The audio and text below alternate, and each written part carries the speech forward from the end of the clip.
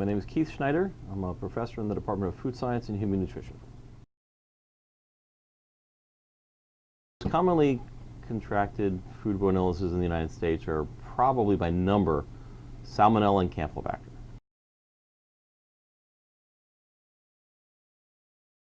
How do foodborne illnesses travel? That's interesting. There's a lot of different ways. They could be foodborne, which means they're just occurring naturally in the food. They could be waterborne, which is one of the classic ways where they're being transferred and irrigation water on produce, let's say. And the other one is person to person.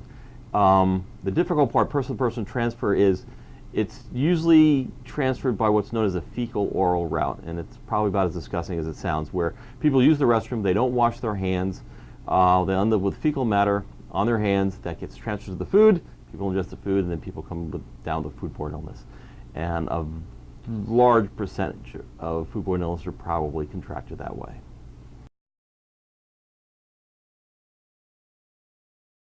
And there's a new regulation now called the Produce Safety Rule, which again are rules that farmers will follow to produce produce in a manner that will reduce the level of foodborne illness to as low as possible.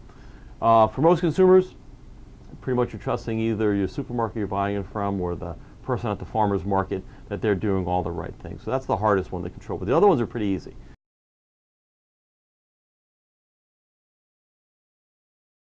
Making sure you wash your hands while you're prepping the food, making sure you're sanitizing your kitchen, make sure you're cooking to the proper temperature, and once it's cooked and or refrigerated, make sure it stays at those proper temperatures, and if it is in that danger zone, kind of limit the exposure to 2 to 4 hours.